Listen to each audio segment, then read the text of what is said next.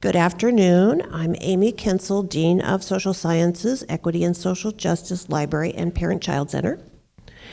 I am here with great pleasure to introduce Diana Knopf, who's going to speak with us about Cambodia. And I will let her do the talking about Cambodia, which, as you probably are aware, is a country that faces a lot of challenges moving into the modern era with rich cultural traditions and a lot of issues that Diana might be able to tell us about. She's made 2 trips to Cambodia, one just this summer. She's planning to lead a summer abroad 3-week trip with students in the summer of 2016. Diana is a member of the psychology department and has been here at Shoreline since 1998. She spent 2 years in Shanghai, China, teaching online from Shanghai. She holds a PhD in psychology from Fordham University and a bachelor's in political science from Western. And I have these talking points that I could say, but Diana's just a fabulous, enthusiastic, warm, giving, attentive faculty member who really makes learning fun, and I hope that you enjoy her talk. Oh, I forgot the part I was supposed to remind you. Diana will talk for about 30 minutes, then she will take questions. So please join me in welcoming Professor Diana Knopf. Thank you. All right. I feel a little bit like an imposter in some senses with regard to Cambodia. I'm a world traveler. World traveling has always been important to me, and I have to admit, Cambodia was never on my radar. And while I was living in Shanghai, China, my parents came to visit me, and it has been my father's wish, unbeknownst to me, that he really wanted to go see Ankor Wat. My father turns 80 in January. And so this was about 5 years ago, and he said, look, I'll come visit you in China, but where I really want to go is Ankor Wat. And that was the first time that Cambodia came on the radar for me. That 10-day visit, as is true of most international travel, changed my life. It certainly told me about a country that I felt was very important and that I wanted to be able to share with people. So I'm very grateful to my parents for making me go, because once I got there, I actually didn't want to leave. It was one of those trips when I got to the airport to leave, I burst into tears, which is really saying something. I am not an expert on Cambodia. I am a student, as are many, of Cambodian history, Cambodian arts and culture. I am certainly a student of the Cambodian people. And so what I will share with you today are some of my observations that are gleaned from reading and also from visiting this country and beginning to put together a study abroad program there. It is a country of contradictions. And so I'll spend a little time wooing you with the amazing things that I know of Cambodia, and then a little time tempering that enthusiasm by looking at some of the controversies and concerns. I'm going to focus specifically on 2 major issues: deforestation and human trafficking. To me, there are 2 issues that really stand out and are very important. So for those of you who don't know, Cambodia is that little country nestled in between Thailand, Laos, and Vietnam. It's about the size of Oklahoma, and it has a current population of about 15 million. I want you to notice the average income. It is $944 a year. We're talking about an economy that is very, very different from our own. It is an absolutely incredibly gorgeous country. There are some features of this country that are particularly important. One is the Mekong River, which travels throughout Cambodia. That means that the Mekong goes through many, many countries. Trying to control the Mekong is impossible. It is a very wide and busy river. When I take students next summer, one of the places we'll visit is what shows here as Krache, or is also known as Kratia, And there are Irrawaddy dolphins, freshwater dolphins there that are nearly on the endangered species list. Tonle Sap Lake, which is this very large place here, absolutely fascinating. I'm going to show you some pictures of it. This is an area, Cambodia has a lot of low mountain ranges, a lot of forest, and a lot of agriculture. It's a lot of things.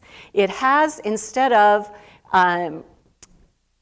going over here on my visits, I've headed to what I sometimes refer to as the Wild West of Cambodia. Certainly Ratanakiri is a very, I felt like I was in a frontier town when I visited there. Cambodia is beautiful and has a very, very rich ancient history. Whether we're talking about the monuments at Ankor Wat, or we're talking about Apsara dance, or we're looking at, this is an area known as Mondulkiri, or down to the coast, we are talking an area that is incredibly beautiful. I cannot stress how beautiful it is. One of the most important pieces of Cambodia that needs great protecting is the temple of Ankor Wat, which is really an empire of temples. These were built between the 800 and 1400 era CE, and this is the largest religious indoor facility in the world. Okay, this is something people don't know, Ankor Wat. I really consider it the eighth wonder of the world. You know, there are 7 wonders, but Ankor Wat is vying along with several other amazing places in the world as the 8th wonder. It is simply, pictures don't do it justice. It is incredible. This was from a time when the Khmer, or Khmer, depending on how you choose to pronounce it, this empire ruled what is now Laos, Thailand, Vietnam, and Cambodia. So it was a huge empire. And much of the buildings remain today. We can talk about the state in which they remain, but they're there. And this complex, I spent 10 days there, and I don't feel like I did it justice. You can see this is Bayonne. I'm sure many of you have seen pictures of this particular temple. This gives you a bird's eye view. This, you have to see me walking there. You know, this is sort of my proof that I actually have been there. But an amazing place. It is also a place, however, that requires great maintenance. And that is a problem for a small country that doesn't have a lot of income. So they often have to bring on outside partners. Cambodia is a country that runs on NGOs, non-governmental organizations. Most definitely. Everything is done on a shoestring, and unfortunately, some of those efforts around a place like Ankor Wat, it has not been productive. And in fact, what we see, there is one temple that was completely deconstructed by do-gooders from the outside, and they lost the plans for what parts went where, so there's an entire temple that remains in ruins. All of this has been, people have tried to figure out how to protect it from things like acid rain. Some of those plans have worked well, some of them did not work well. So Cambodia is very careful because they know tourism is their top business, and they know that they've got to protect this because this is one of the reasons tourists come. It is a place worth seeing. I have to say, I am a food-oriented person, and if I can convince you to have Cambodian food, I absolutely would. Cambodian food has the flavor of Thai food and the delicacy of Vietnamese food, but I would also suggest it has flavors all its own. I've never had a bad meal, ever, in Cambodia. I don't ever plan to, and I eat everywhere. I eat from street vendors, nice restaurants, family restaurants, it doesn't matter. All the food is amazing. The one thing I probably am not so excited about is markets where you get to eat all the insects, even though they're great sources of protein. I have to admit, that's not my thing, but I'm sure when we take students next summer, there will be some who are going to be totally ready to try, which is awesome. All right.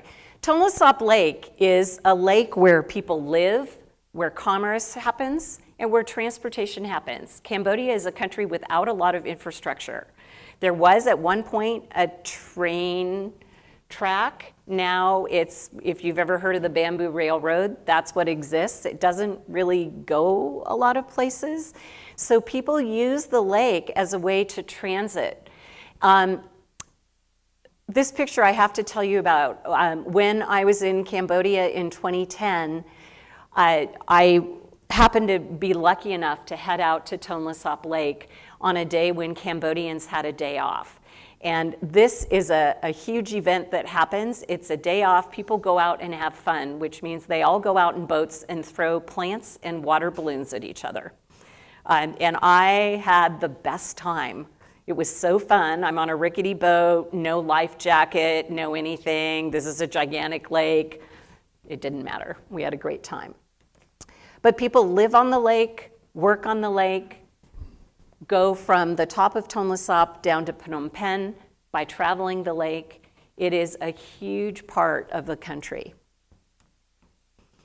Mondol Kiri is probably what we would call the Wild West, and it is truly a beautiful place.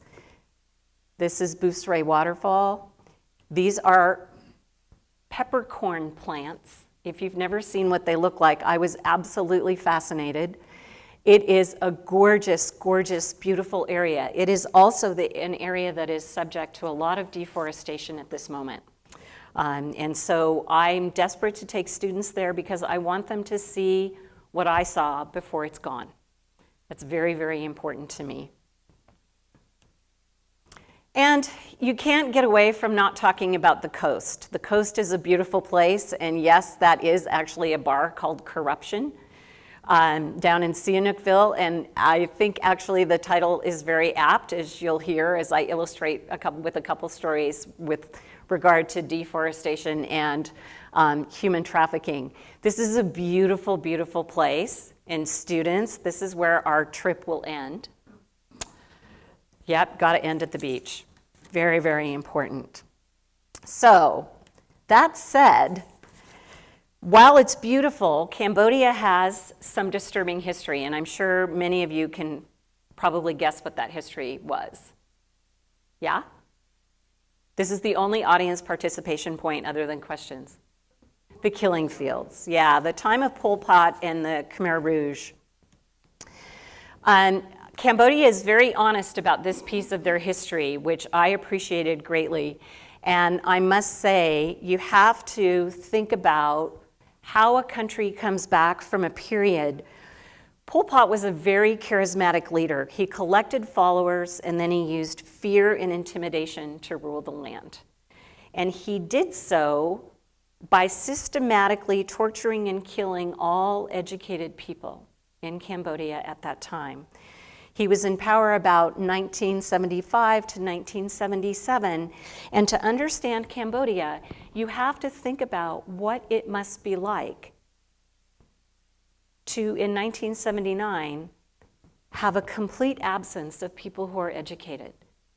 So you're talking university professors, you're talking teachers, you're talking lawyers, you're talking doctors, you're talking dentists. Imagine as if poof, suddenly all those people disappeared. So you can't talk about Cambodia without talking about that particular legacy. Since that time, it's been a long recovery. But what you notice about Cambodia compared to perhaps Vietnam or Thailand, for example, is that their economy has not recovered as quickly. And this is part of the reason why. First, landmines were laid everywhere and no maps of where those landmines are. They're still finding active landmines today all over Cambodia. And in fact, you have to be very careful. You don't just go trekking in Cambodia. We are talking about rebuilding an educated populace. Cambodians greatly value education, and education is free. Public education is free in Cambodia. What is not free is the transportation to get to school, the uniforms you wear, or the supplies that you need. And in fact, at the college level, it is often cheaper to go to a private university than it is to go to a public one, because the public universities, if you are a government and you have millions of things to fund, as we sometimes know, education is one that isn't funded as well. So it can actually be less expensive for a student to go to a private university than a public one. They need to rebuild the economy, and they have to create some infrastructure. In the entire country of Cambodia, there are 2 international airports. That's it. There is a road system that's slowly developing. I can tell you that is slowly developing. I spent a lot of time in a vehicle on my last trip, and it was a lot of bumpy road. So Cambodia today is beautiful, and it's changing. This is Phnom Penh. It truly is, people describe it sometimes as the Paris of Southeast Asia. It is truly beautiful, but it's a complicated place. And Cambodians will be the first ones to tell you, well, of course our government's corrupt. It's just matter of fact. They'll just say that with a smile, that is the case. And here are some of the results. Deforestation, we have issues with hydroelectric power. The currency is the riel, but actually when you go to Cambodia, you use American dollars, and they'd far prefer that you do. You can get even American dollars out of a cash machine. But what are some of the issues? This is a child who is what we call a rag picker. All right, so outside of Siem Reap and outside of Phnom Penh, there are large garbage areas where children are recruited to actually go through the garbage. There is a lot of human trafficking there, and people who are basically kidnapped and put into servitude. So we are not talking, do you see why I did the fun stuff first? Right? I want you to recognize that it is a beautiful place, but there are definitely issues. With regard to deforestation, Cambodian forests are beautiful. And you can't see oh, that's interesting. Okay. This is called the seagrass of Mondulkiri, and I want to get students there before it disappears. My picture doesn't do it justice. This place, every direction you look, you see the most incredible forests.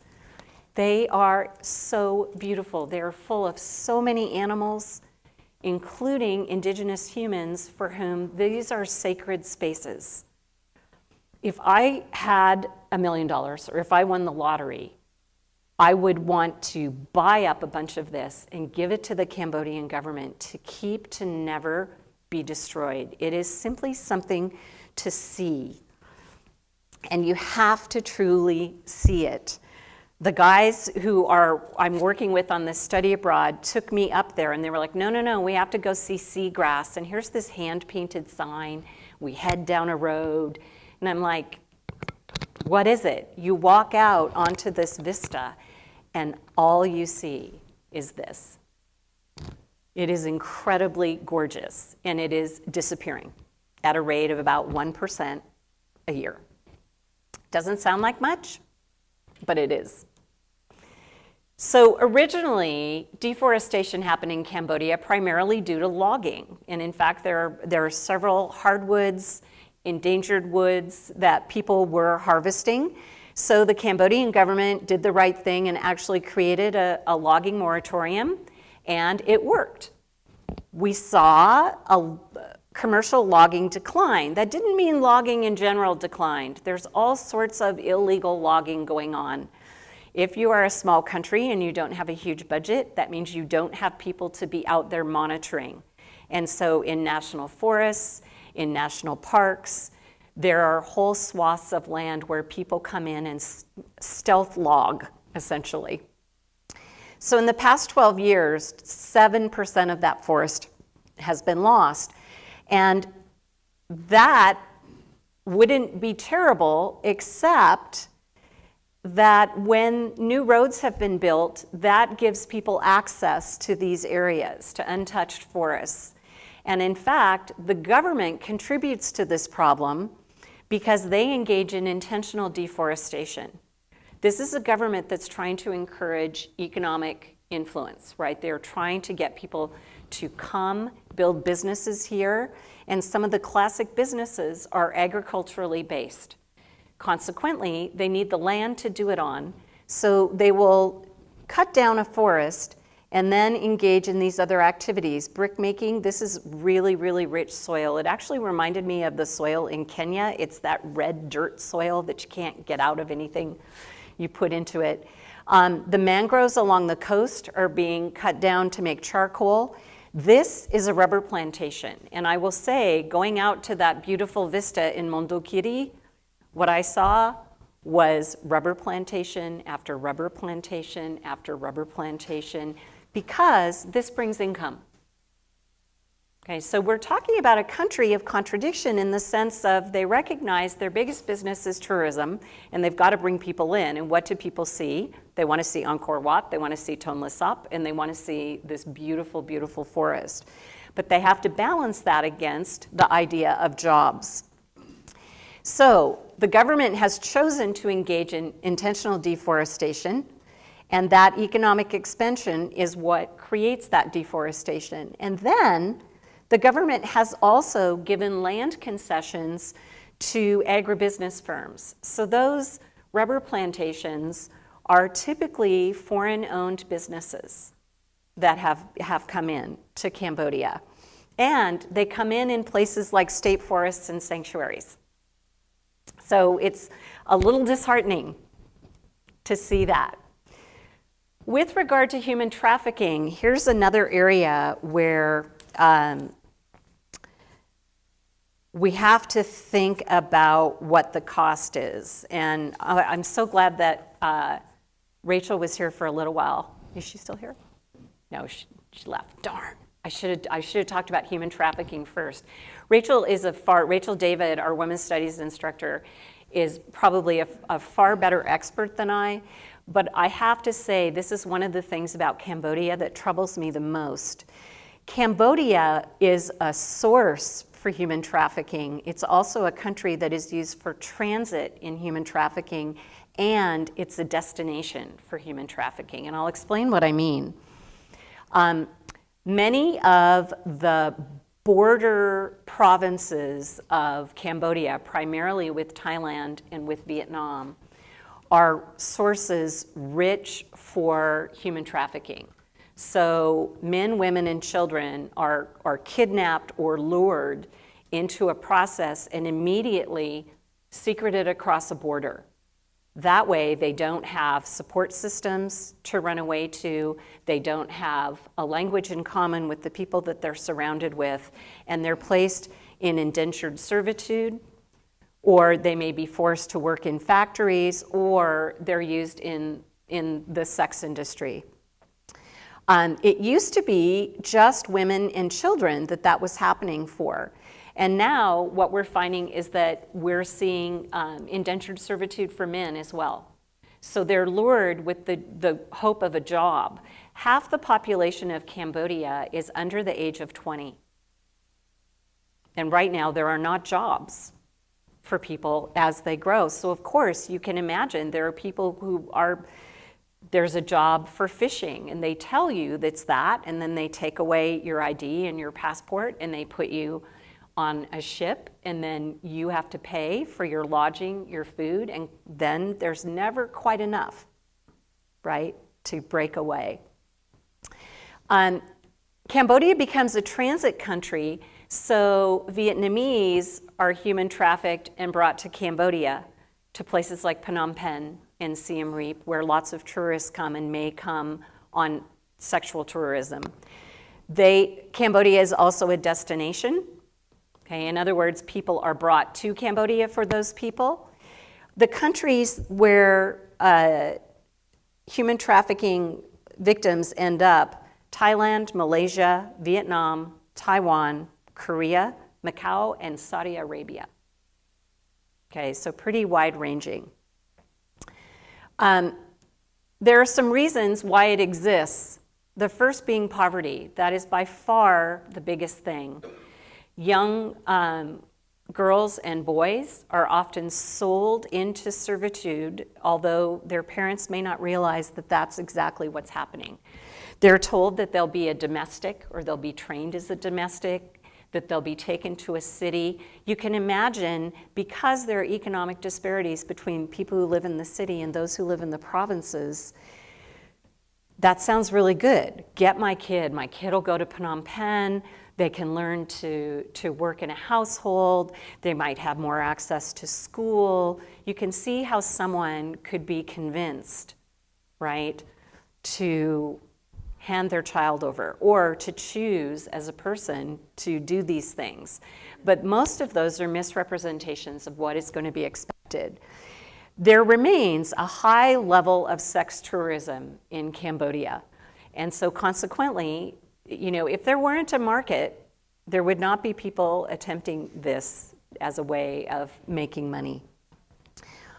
Lack of employment, and certainly this urban-rural economic disparity, it is quite extreme. I sometimes think about the extreme differences we see in our own country in terms of economic disparity, and it is multiplied many times over in Cambodia.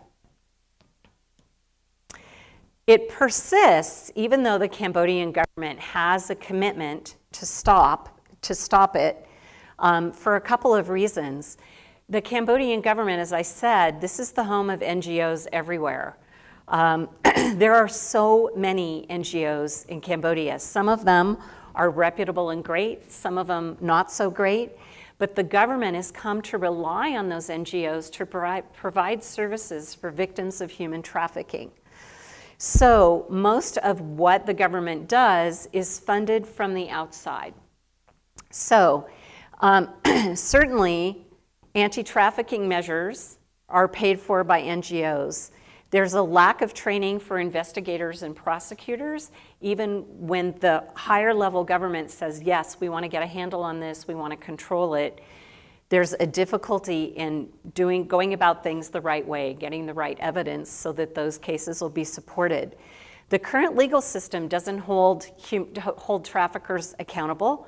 This relates to government corruption. If a trafficker just pays enough money, things are waved away, right? And they go on their merry way and continue to do business.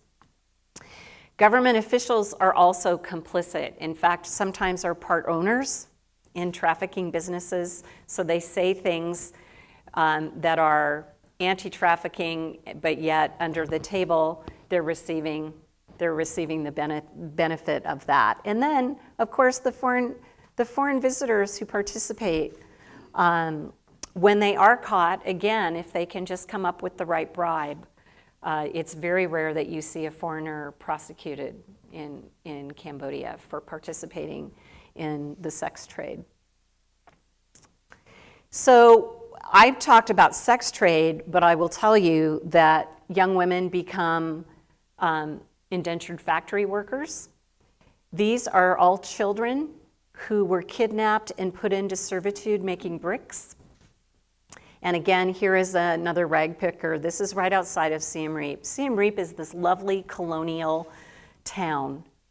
And if you get outside of Siem Reap, you see a very different picture. So the government is focused, in terms of human trafficking, primarily on prevention. So lots of printed materials, lots of billboards, radio broadcasts, and posters aimed at Cambodian citizens to say, look, I know it sounds like a really good deal, but it's not a good deal. Please be careful. Please watch out. Radio is very, very important in Cambodia. If you know anything about Cambodian culture, music, Cambodians, there are wonderful, wonderful documentaries where you can hear about Cambodian music of all styles. But the radio is important, as is Wi-Fi these days. This is a country where you can find free Wi-Fi everywhere, right? Everywhere. So they're trying to focus on getting people to not be lured into human trafficking at all. There are also some brochures. I did see some of these brochures that ask that tourists be more aware and choose not to participate in that part of the economy. The government, as I said, they don't have a lot of resources, and so consequently, when they identify victims, they then refer them to NGOs, which would be great if there were NGOs for all of them. There are almost no services for men. And so you can imagine a man has chosen this path. If he's rescued, he comes back and is ashamed because he doesn't want to go back to his family. They've often been broken, starved, all of those things. And there are only 2 temporary facilities that the government actually provides. One of the things I did when I was in Phnom Penh on my very last day on this trip was that I went around to look at what would responsible tourism look like. And so I specifically frequented the shops that focused on the training and crafts and programs that all went back to reputable NGOs, most of which dealt with human trafficking. And those are the ones I'm sending my students to when we go.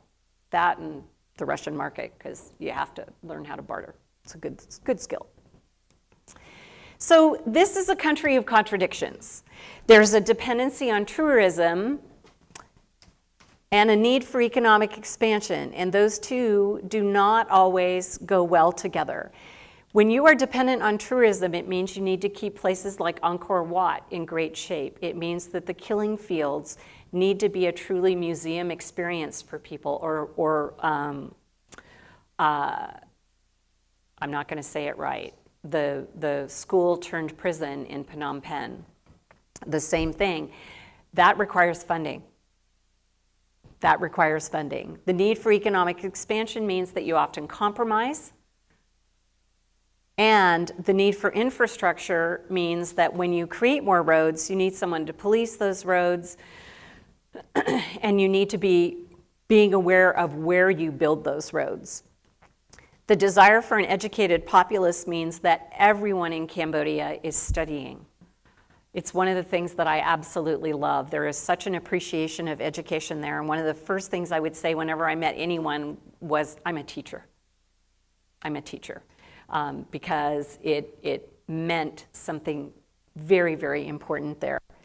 The deforestation is obviously in line with the need for economic expansion, but goes right against the dependency on tourism. People are not going to want to go if indeed we're seeing that infrastructure and economic expansion is wiping out the things that people go to see. So obviously a country of contradictions. So there's the difficult stuff and there's the wonderful stuff.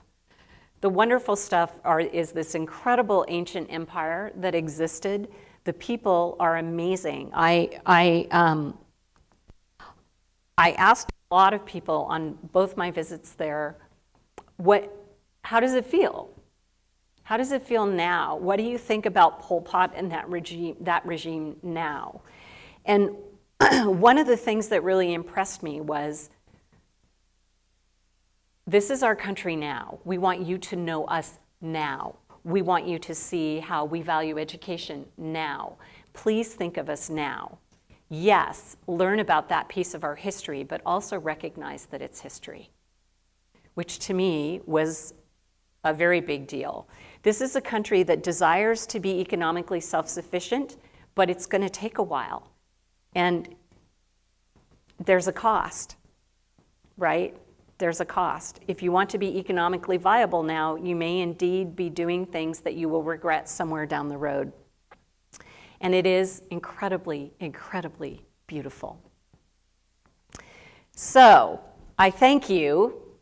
I thank you for listening to me on my two particular issues, and this is probably a good time to take some questions. Okay, well, join me in thanking Professor Knopp for her wonderful talk. And this is the time for questions. If you have questions, you can write them on a card that's in your program and hand them to the left or the right. If you want a speaker question, we're asking you to talk into the microphone, which is over there, and Larry will have the other one because this is being recorded. Who wants to start? Dennis, you have a question?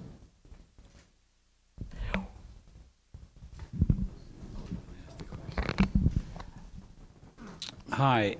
Can you talk about When we were in Cambodia this summer, our tour leader talked about the fear of Vietnam trying to move in and take part of the country. Yes, and actually, it's not just Vietnam, it's also Thailand. Yeah. The place that we're hoping to start our tour next summer is Preah Vihear, which is probably one of the oldest temples in that area, and it's on a area that is hotly contested between Thailand and Cambodia. And at one point, here's this temple, one side is Cambodian, the other side is Thai. At the current moment, it's all Cambodian, and they express much relief about that. You can see in the Cambodian Daily, there are 2 English newspapers in Cambodia, and in the Cambodian Daily, there is a lot of concern and posturing around what's going to happen with those lands that are supposedly contested. And part of that is that, there was a French colonial history for both Cambodia and for Vietnam.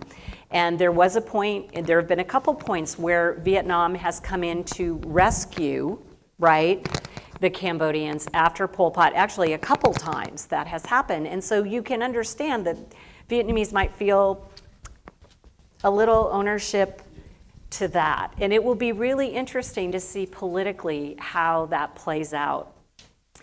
Reading a Cambodian newspaper is a trip. It's really, really fascinating. And I think I would need probably 4 or 5 sources in addition to reading a newspaper to truly understand what's going on. So, but I will be intrigued to see what happens with that. Those borders are not set. And any country would want those areas. If you look at Ratanakiri and Mondulkiri, they are full of natural resources. And how do you get those resources responsibly while maintaining the beauty, while making sure anybody would want that land? In fact, there were some lots for sale that, again, if I had some money, I would have. I'd love to live there. It's truly, truly gorgeous. So I think it will be interesting to see, and I do think Cambodians are frightened. Yeah, and justifiably. Yeah. Question. So since we were on the subject of words, how were you able to manage the language barrier in Cambodia? Do they speak English? Cambodians learn English in school, and in fact are very motivated to learn English. I can't tell you how many times, whether I was at University of Cambodia or Belty University or out in the communities that I visited, all of them said this: English is the language of commerce. English is the language of commerce. So people desperately wanted to try. I speak several languages, like 5, and I have to admit, I think Khmer or Khmer is really, really hard. My goal before I travel again with students is to at least be able to have a brief, civil, nice conversation, like, isn't the weather beautiful? Where is the bathroom? So nice to meet you, and thank you, please and thank you. And all of the students who go on our trip at least will be expected to be able to say that, even if they don't do it beautifully. So I think it's really important whenever you visit to at least be able to greet someone and say please and thank you within the language of a culture. But frequently, what I found was that Cambodians desperately wanted to practice their English on me. And so consequently, I was happy to provide the opportunity. Yeah.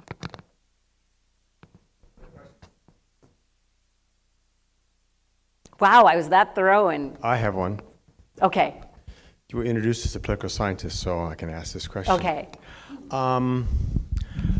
You talked about some of the challenges, the borders, along the borders, but Right. But can you talk a little bit about the way in which Cambodia cooperates with other countries around it? Because what I'm thinking of as I watch those pictures, I mean, some of those same beautiful pictures of ruins, historical, are in Thailand and in parts of Vietnam. So do they share that in Absolutely. common? Well, and this is where I think you have to talk about ASEAN. And we don't think very much about ASEAN, but in Southeast Asia, there is an organization. ASEAN stands for what? Larry. The Asian states, everybody just calls it ASEAN, I'm sorry. There we go. Perfect. Thank you. I'll pay you later. Yeah, ASEAN is a really big deal. It was originally created back in the 1960s as a cooperative that was supposed to further culture and politics and the economy. And as of late, since about 2013, the focus has been far more on becoming something like a European Union, but for Southeast Asia. And you can't talk about politics or economics without talking about ASEAN and its importance. And it is vitally important. They travel the different countries depending on the year. So it is considered a great privilege to host the ASEAN meetings. They hammer out all kinds of agreements, and the goal is there's strength in numbers, and consequently they try to work together. So are those countries cooperating on preserving and celebrating their cultural heritage, or are they competing? I think these days they're competing on that. Yeah, it's unfortunate. I cannot stress enough, I am someone who really believes in service learning, and I think Cambodia is actually a place where it's really hard to do service learning if you're not there for 6 months, because service learning has become an industry in Cambodia. It's one of the things that makes me really sad. In other words, it's what we call a pay-to-play. You donate money and they create a little fake experience for you, which is incredibly sad to me. NGOs there are some NGOs that work incredibly hard in Cambodia. It's important to be culturally appropriate and culturally sensitive, and that can be really hard to do. So it's a problem.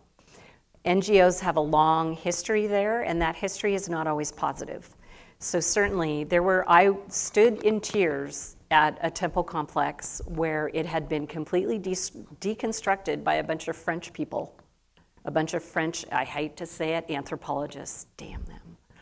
But they truly left it there. They left it there. There are no plans that explain which pieces go where. There's no money to reconstruct it. And so what you see are these temple blocks, these beautiful pieces of stone artwork that are just languishing. And the rain is wiping them out. And that's true for most of Ankor Wat. It's a little bit what people talk about seeing Venice before it sinks. To me, seeing Ankor Wat before the incredibly delicate, amazing features disappear is vitally important. Just as many things are vitally important. Cambodia to me is a giving opportunity. As somebody for whom philanthropy is really important, everywhere in Cambodia is a giving opportunity. There are so many worthy things, whether we're talking about the beautiful Ankor Wat, or whether you're talking about education of school children, or whether you're talking about supporting the arts. And there are many things I would actually say Cambodians in those areas are doing very well. And that makes me happy. So, yeah. So, you mentioned learning, and I'm not really familiar with that term. Can you explain it a little bit? Yeah, when Tim Payne and I took students Tim Payne, who is an economist here, and I took 20 students to Thailand. We worked in a school that is completely NGO supported in a Bangkok slum, and we brought 3 or 4 out-purposed computers from Shoreline. I've never had a funnier experience than in the Bangkok airport. Tim was leading the group, I was at the back, and every one of them had a cart. Part of their luggage was a computer, and we distributed those all over Cambodia, but primarily to a slum school in Bangkok. We took a group of them to a school for recovering victims of human trafficking way up in the north of Thailand, up above Chiang Mai. And then we worked in a village school for about a week up in the mountains above Mae Hong Son with a group, with a village that the king of Thailand had brought solar power. And so we brought them their first computers. They'd never seen a computer, but because they had solar power, they had the ability to actually use these computers. And then we worked with the kids in the schools for a week. And that's what service learning is. It's saying, I want to come to your place, but it's important that I give something back. So it's not just tourism dollars, it's the importance of interacting with people in their time and place. So it was a 4-hour drive, 2-hour four-wheel drive trip to visit this village, and they were Karen people, who not all of whom are Thai. In fact, most of them are people without a passport. So they've migrated over borders, and so they don't really have a citizenship. So they are based there. The village we visited was doing sustainable farming. They were just amazing, but we lived with the people in the village who opened their homes, and we worked in the schools for a week, and that's sort of a typical approach to service learning. So it's the idea that you don't just visit and go home. Yes. Excuse me, I just have one question. I just you say some land was contested in Cambodia, right? I just don't have no idea what does contested means. Oh, okay.